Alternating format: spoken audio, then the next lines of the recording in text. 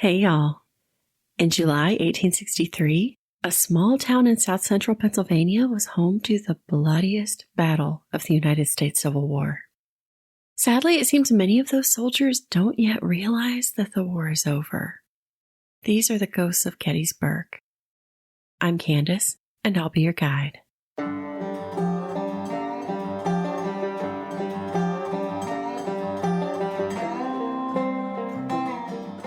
The U.S. Civil War was a 4-year conflict comprised of many brutal battles. As with every war, there were numerous causes for it, political details involved, and strategies utilized. There are many excellent historical podcasts detailing the war itself, so for this episode, I'd like to keep that part very simple.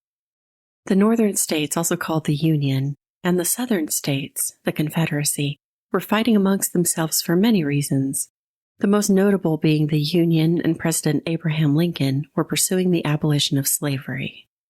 As Confederate forces pushed north, they encountered Union soldiers in southern Pennsylvania, in a large expanse of flat land in the town of Gettysburg. At just under 18 square miles, or 29 square kilometers, this area gave them the needed space for battle, as well as usage of the area's rock formations and nearby hillsides for strategy.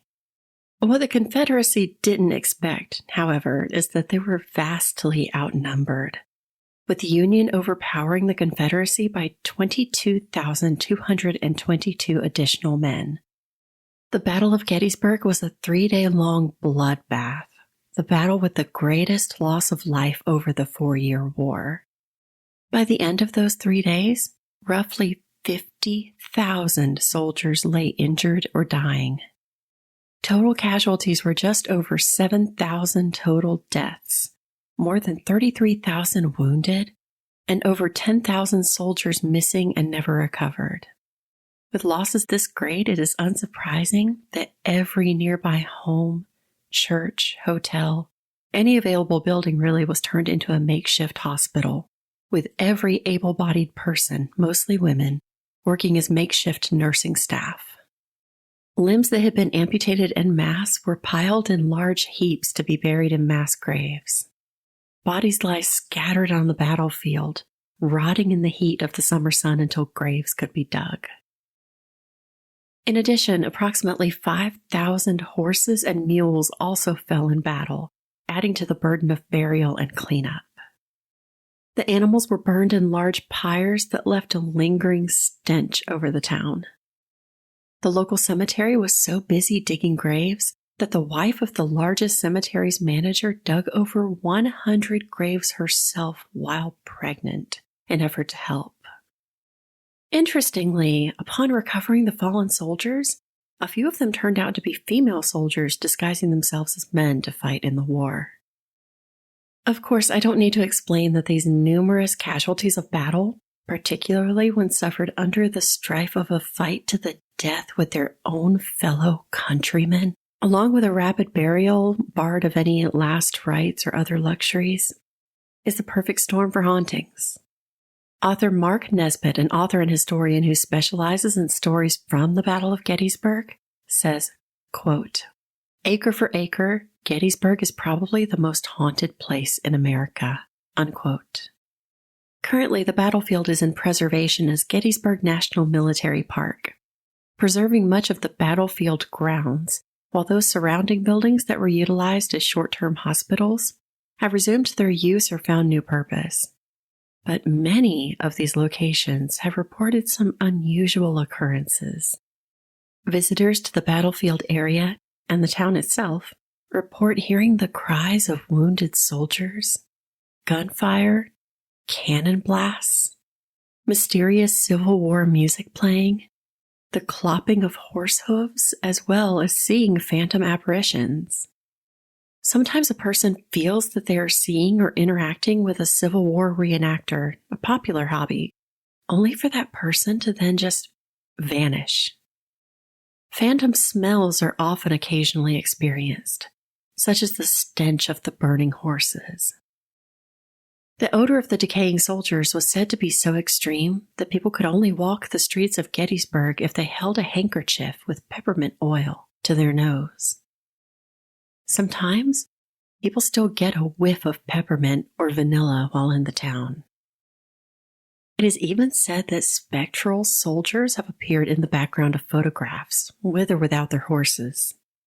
And in rare occasion, entire companies of soldiers have been said to appear. It is said that the area is haunted by the spirits of restless soldiers who cannot accept their demise. Devil's Den is a rock formation on the battlefield that got its name from the large snake that is rumored to live within the stones, nicknamed the Devil. The legend of the snake rumors that it is anywhere from 8 to 15 feet long.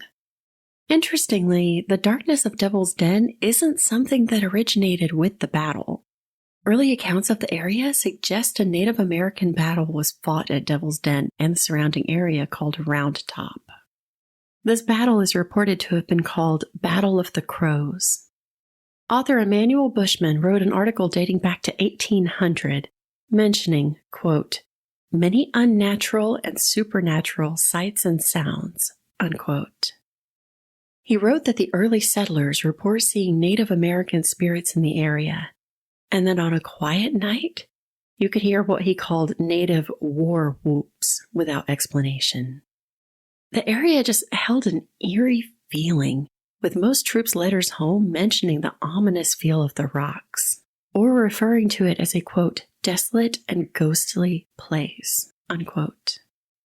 The men who were ordered to stand guard at Devil's Den overnight during the Battle of Gettysburg talk about how unnerving it was, spending the night in such a scary place, particularly while surrounded by the bodies of their fallen comrades. To top it off, it is said that the bodies of Confederate soldiers littered the rocks for weeks after the battle, the rain quickening the decay. Some say that not all bodies were buried. Some were just kind of shoved down amongst the rocky crevices of Devil's Den. Not long after the battle, stories of more modern hauntings of Devil's Den began. It is said that 2 hunters had gotten very lost in the woods nearby the rocks, when one looked up to see a figure standing atop the formation. He pointed wordlessly. When the hunter looked in that direction, he realized that that was indeed the direction they needed to go. But when he turned back to thank the man, he had vanished. In the 1970s, a woman stopped by the ranger station to ask if there were any ghosts on the battlefield. Now, the rangers notoriously will neither confirm nor deny the hauntings. But the woman went on to explain that she'd been taking photos at Devil's Den early that morning, when suddenly she felt the uncomfortable presence of someone standing next to her. She explains that the man who had approached had long, dirty hair, ragged clothing, a large floppy hat, and most noticeably, the man didn't have any shoes. The man looked right at her and said, "What you're looking for is over there," and pointed behind her. Of course, when she looked away and looked back, the man had vanished. About a month later, the same ranger was on duty when another photographer came in to explain a similar story. A man had appeared in one of his photographs who hadn't been there at the time. The man described the apparition in the same way: long hair, worn clothing, and bare feet. During the battle, many of the Confederate men stationed at Devil's Den were from Texas. At the time, Texas was in the far reaches of the United States, and the troops didn't receive care packages the same way that others did, so they often retained a more wild look and often didn't have adequate clothing or shoes. This apparition is said to appear to be one of the Texan Confederates. In the years following those initial encounters in the 70s, this same man has been spotted numerous times. Sometimes visitors have mistaken him for a reenactor and have had their photos taken with him. But they explain that when they got home and got their film developed, the man is missing from every photograph. In addition to the apparition of the Texan, many visitors report the sounds of shouts and gunfire in the area of Devil's Den, as well as that batteries and electronics just don't fare well in that area. Specifically, dozens of people have reported equipment failures there that were unexpected. In 1993, the movie Gettysburg was being filmed on site on the battlefield in the Round Top area near Devil's Den. Because the film had such a high demand for a large number of extras to play soldiers, the production company hired Civil War reenactors to work as extras, as they were already essentially trained for the role and had their own uniforms. One evening during a break in filming, several of these extras were watching a sunset when a haggard man approached them. The extras say the man was wearing a worn and scorched Union uniform, and he smelled of gunpowder. He chatted briefly about how furious the fighting was and passed out some spare rounds of ammunition to them before going on his way. After looking closely at the ammo he gave them, the extras began to doubt that he was actually with the production company and took the ammo to the prop master. Apparently, the apparition had somehow handed out genuine musket rounds to the extras. Outside the clearing of the battlefield itself, the surrounding buildings and structures have their own tales to tell. At the nearby Gettysburg Hotel, many guests report seeing Rachel, the spirit of a Civil War nurse who is seen looking for patients to tend to. She occasionally also opens drawers and removes the contents. Past guests also claim to have seen a spirit of a wounded soldier dancing with a lady in the center of the ballroom. The Tilly Pierce House Inn, bed and breakfast, frequently reports hearing footsteps in the hallways of the empty floors above guests. The sensation of feeling a spirit sitting down on the bed next to patrons, and hearing a soldier constantly walking up and down the stairs as if patrolling the building. The inn is also said to have a resident ghost cat and the spirits of children running and playing. The local Gettysburg College was called Pennsylvania College at the time of the war. One building in particular, Pennsylvania Hall, was used as a student dormitory until the Civil War, when the Confederate forces used the building for a field hospital, as well as utilizing the stately building's cupola as a lookout post. Currently, it's in use as the campus's administrative offices, but it seems the building vividly remembers its history. On certain nights, students and staff see soldiers pacing back and forth in the cupola, believed to be on lookout duty to protect General Lee, who was housed in Pennsylvania Hall during the battle. Once, a figure was seen in the tower gesturing wildly to a student below, appearing panicked. Out of concern that someone was trapped in there, the student called campus security, who found the building to be empty. Reports from that time discussed that the field hospital set up in Pennsylvania Hall was even worse than what we imagine. Blood spray covered the walls as a result of the favored treatment for bullet wounds at that time: amputation. These amputations were done without anesthetic. The area outside of the operating rooms was a holding room meant for those who would not survive their injuries. One of the most famous stories from Pennsylvania Hall is of two college administrators who were working late on the 4th floor one night. When it was time for them to head home, they got onto the elevator together, only it didn't stop at the 1st floor like it was supposed to. Inexplicably, the elevator passed the 1st floor and proceeded to the basement level. When the doors opened, the administrators found themselves taken back in time. The typical basement storage room had been replaced by one of those blood-spattered operating rooms. Wounded men lie lined up on the floor while doctors and nurses worked quickly in blood-stained clothing right before their eyes. Interestingly, the entire scene was completely silent. The administrators panicked at the sight and started rapidly pushing the 1st floor button on the elevator, pleading with it to move. Just before the elevator doors closed fully, the pair on the elevator state that one of the spirits of the hospital staff looked directly at them with a pleading look, as if asking for help. From that point on, whenever the two men had to work late, they always took the stairs when they left. The Rose Farm was yet another temporary hospital, as well as a temporary burial ground. Hundreds of soldiers from both sides were buried in rows all around the house and the property. In 1863, exhumations of the bodies began to move them to a more appropriate resting place. Due to the sheer number of bodies, this process took a few years. During this time, one of the daughters living on the Rose farm says that she began seeing blood flowing from the walls of the family home. The family surmised that she was experiencing psychosis from living through the war, the treatment of the patients in the home's makeshift hospital, and then the burials and exhumations. But could it be that it wasn't psychosis after all? One of the farm's employees reports coming back home to the farm one evening shortly after nightfall to see a glowing figure standing near the soldiers' graves.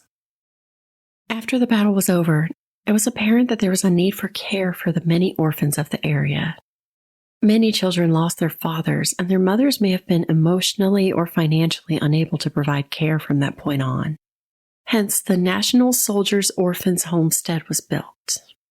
Initially, it was as warm and loving a place as an orphanage could be, but shortly after its beginning, the headmistress left and was replaced by Rosa Carmichael. Rosa was a stern disciplinarian and a harsh woman who preferred to chain the children to the basement walls rather than provide the love and care the former headmistress had offered. The abuse goes beyond what I've mentioned, but I'm just going to leave it at that. It is said the former orphanage is haunted by the sounds of children's laughter and crying, an apparition of a small boy who appears momentarily in the corners, objects such as toys left by guests appearing to have been moved overnight, and colored orbs and various light anomalies have been spotted here. In addition, many psychics and self-proclaimed mediums are said to refuse visits to the facility, stemming from the depth of pain and negativity felt there. Finally, the Sachs-covered bridge is another of the most well-known haunted locations of Gettysburg, with supposedly thousands of accounts of supernatural activity. This bridge was used by forces on each side to cross a creek near the battlefield to gain access. The legend is that 3 Confederate soldiers were hung from the rafters of the bridge. Some say they were caught deserting and were hung as their punishment. Others say they were spies, but whatever the cause, there are many ghostly sightings of 3 men swaying as they hang from the bridge. Other people claim that they've been touched or had their hair pulled, and that voices have been heard. There's also a famous urban legend about a smoking ghost. If a lit cigarette is placed upon the bridge railing, it is said you can see someone puff on the cigarette. It is said that the spirit's name is Tennessee, although I can't find an origin story for him. The stories don't end here, with multitudes of other hotels, homes, ranger stations, etc., experiencing unexplained footsteps, the mysterious smell of pipe tobacco, or disembodied sounds. It really does seem that 3 days in history left an entire town haunted. Of the horrors of war one can imagine before a conflict like this, it's doubtful that the lingering, restless spirits of soldiers on both sides of the fight crossed the mind of those writing the orders. Okay, y'all, that's the story of the ghosts of Gettysburg. Let's talk about it. I was happy to be able to do this episode because Gettysburg has been on my ghost hunting bucket list my entire life. I really want to find the time to make a trip up there and explore all the things that I've talked about. But these stories, as well as a lot of the others that we've covered, makes me wonder if hauntings taper off eventually. Obviously these are still happening, but with age and time, do experiences lessen? I really wish there was some documentation covering how frequent the experiences were in the months and years immediately following the battle versus the experiences people are having now. Because I have to imagine that over time, these things would decrease, right? The stories around the Devil's Den area are so interesting to me. The fact that it had that dark history from the beginning with the rumored Native American battle and haunting, and then that it seems every soldier got creeped out. Like, my source material states that almost every soldier who wrote home talked about how creepy those rocks were. And then add in the stories of the Texan soldier, and it's so fascinating. And it's really sad and interesting how the Texas regiment didn't get as many supplies and clothing. They alluded to it being tricky to ship from the far reaches of the country at that time, but the Army seriously didn't provide soldiers with shoes, even. And the story of the haggard spirit who appeared to the film extras and gave them musket rounds blows my mind. How does a spirit materialize items? And I know the stories of something being materialized are not that rare. This one finds something left behind that was not there originally, but I just fail to have any way to explain that makes any sense. But I have heard before that Civil War reenactors often experience supernatural occurrences, at least often compared to the rest of us. Almost like spirits see them and think it's still happening. My favorite story of these, though, is the one at the college where the elevator went to the basement and the 2 staff members saw the hospital scene. It is so interesting that it was silent, that they could see the scene play out but couldn't hear anything.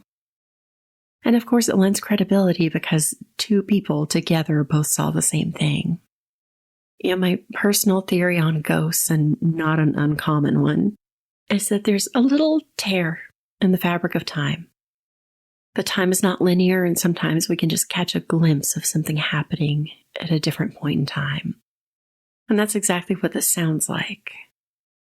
I believe that when the hospital worker looked up right at them and seemed to be asking for help, I think in his timeline, he saw these 2 men on an elevator in weird clothes looking horrified. For Sachs-covered bridge, I lend more credence to the stories of the hanging apparitions than the smoking ghost. Partially because after watching some videos of supposed encounters, it seems like if the lit cigarette isn't going out immediately, people say it's being puffed to keep it lit. And that would explain why thousands of supernatural events have been experienced here if the threshold for events is that low. So those stories don't quite convince me, especially when there's no real record of Tennessee, the ghost. It's more urban legend material. Generally, I do believe Gettysburg is very haunted. The usual formula applies, the ghost recipe. And I feel like that is amplified when you consider that these men were fighting against their fellow countrymen in this way. That has to be absolutely heartbreaking. As always, I want to know what you think. Do you believe the town is haunted? What's your favorite Gettysburg haunting story?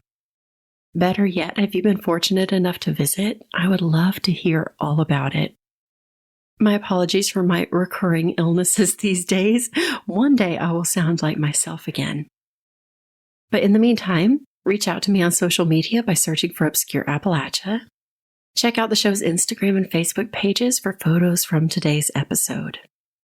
Just a reminder, if you need content warnings for each episode, you can always find those in the show notes. If you'd like to support the podcast and get bonus episodes, you can do that at patreon.com/obscureappalachia. Thank you so much for listening. Until next time.